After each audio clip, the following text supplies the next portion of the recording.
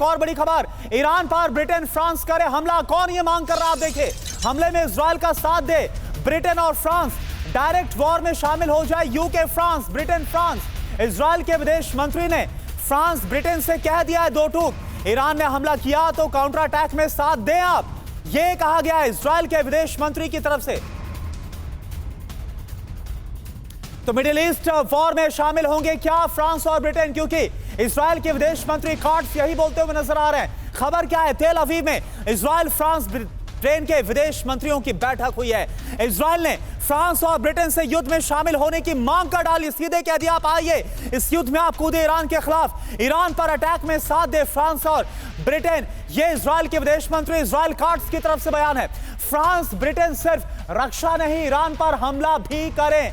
Iran ने हमला किया तो काउंटर अटैक में शामिल हो। मिडिल ईस्ट में आउट ऑफ कंट्रोल हालात का बेहद खौफ है, ये डेविड लेमी की तरफ से जवाब भी दिया गया है। द इजराइल टाइम्स की तरफ से ये जो जानकारी है वो सामने आ रही है इजराइल कार्ड्स को लेकर। एक और बड़ी खबर, ईरान पर अमेरिकी हमले का प्लान तैयार कर लिया गया है। ईरानी न्यूक्लियर प्लांट पर हमले का सुझाव दिया गया है। ईरानी मिसाइल फैक्ट्री पर हमले का प्लान तैयार किया गया है।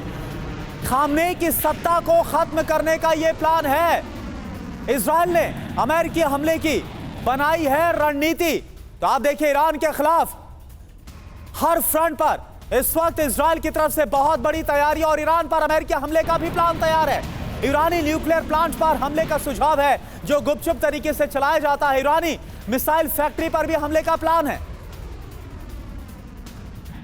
और देखिए, अमेरिका से ईरान पर हमले की अपील जो सामने आ रही है उसको आप समझिए और पूरी रणनीति क्या है यह आप समझिए बारीकी से। अमेरिका को अब ईरान पर प्रोएक्टिव अटैक कर देना चाहिए यह कहा जा रहा है। ईरान की जवाबी कार्रवाई से पहले अमेरिका को हमला करना चाहिए, क्योंकि आपको हम दिखा रहे हैं कि ईरान कैसे लगातार तैयारी कर रहा है टाइम बाय करते हुए। इधर इजराइल ने अमेरिका से ईरान पर डायरेक्ट अटैक करने के लिए कह दिया है। अमेरिका को अब ईरान में शासन परिवर्तन के लिए काम करना चाहिए, यह अपील है इजरायली विदेश मंत्रालय के विशेष दूत फ्लेयर हसन नहूम की तरफ से। यह बड़ा दावा। और इस बीच देखिए, ईरान पर हमले की अमेरिकी रणनीति क्या है यह भी आप फटाफट जानिए। तो इजराइल ने ईरान पर अमेरिकी हमले का प्लान तैयार किया है। जो खबर मिल रही है, अमेरिका को ईरान के न्यूक्लियर इंफ्रास्ट्रक्चर पर हमले का सुझाव दे दिया गया है। वो न्यूक्लियर इंफ्रास्ट्रक्चर जिसको सीक्रेटली डेवलप किया गया, ईरान के मिसाइल स्टोरेज और प्लांट पर हमले का सुझाव दिया गया है। ईरानी मिसाइल प्लांट पर हमले से रूस के नुकसान का भी दावा है। ईरान के इंफ्रास्ट्रक्चर और एनर्जी प्लांट पर हमले का सुझाव दिया गया। शंकर प्रसाद सर, मेरा सवाल आपसे, इजराइल अब अमेरिका से ईरान पर डायरेक्ट हमले की अपील कर रहा है, अमेरिका क्या करेगा? क्या वाकई में ईरान के खिलाफ आएगा सीधे तौर पर? देखिए, कोई देश नहीं चाहता कि इस लड़ाई को और बढ़ाया जाए। मैं समझता हूँ ना ईरान चाहता है, ना इजराइल चाहता है, ना अमेरिका चाहता है, ना ब्रिटेन एंड फ्रांस चाहता है। ये सब एक तरीके से साइकोलॉजिकल वॉर चल रही है। जिस तरीके से ईरान के अंदर हमास का एक लीडर मारा गया, उसका जवाब देने के लिए ईरान तैयारी कर रहा है। तैयारी करते करते लगभग 10-12 दिन हो चुके हैं।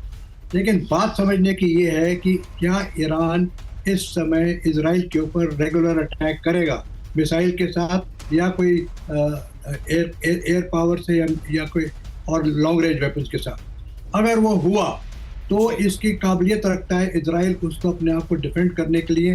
हालांकि पहले एक दफ़ा ये हो चुका है 2-3 महीने पहले, तो इनके पास ड्रोन्स हैं, उससे ये काफ़ी हद तक उनको नष्ट कर सकता है।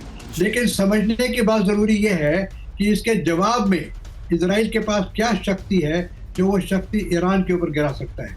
सबसे पहले तो उसने आपको अपने जहाज फाइटर प्लेन्स दिखा दिया है जो उड़ान भर रहे हैं लेबनान के पास, वो ईरान तक जाने की क्षमता रखते हैं, उन्होंने रिफ्यूलिंग भी दिखा दिया।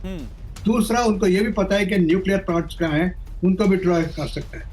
तीसरी सबसे बड़ी बात जो आपने अभी तक नहीं बताई है वो है साइबर वॉरफेयर की।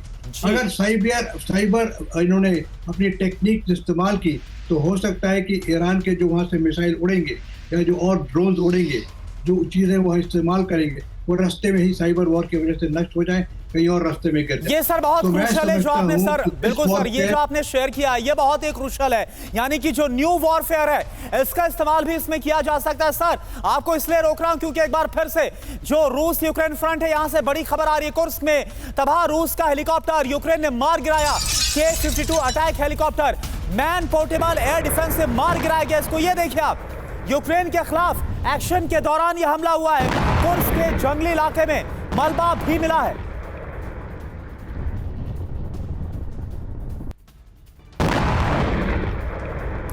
तो देखिए सबसे पहले एक्सक्लूसिव तस्वीरें जो इस वक्त आप टीवी 9 भारतवर्ष पर देख रहे हैं। कुर्स्क में रूस का हेलीकॉप्टर तबाह किया गया। अभी तक हमने आपको जो तस्वीरें दिखाई उसमें हमने दिखाया कि कैसे बड़े इलाके पर कब्जा किया यूक्रेनी सैनिकों ने। रूसी सैनिकों के सरेंडर की तस्वीर, लेकिन ये बहुत बड़ा नुकसान है। ये सीधे तौर पर इसे कहा जाएगा कि यूक्रेन ने क्या रूस के खिलाफ हिमाकत मोल ली है, उसी की जमीन के अंदर घुसकर और उसके हेलीकॉप्टर को मार गिराया गया। ये बेहद ही बड़ी खबर है और एक्सक्लूसिव तस्वीर आपके सामने। यूक्रेन ने मार गिराया रूस का K-52 attack helicopter, man portable air defence से मार गिराया गया इसको। यूक्रेन के खिलाफ एक्शन के दौरान यह हमला किया गया।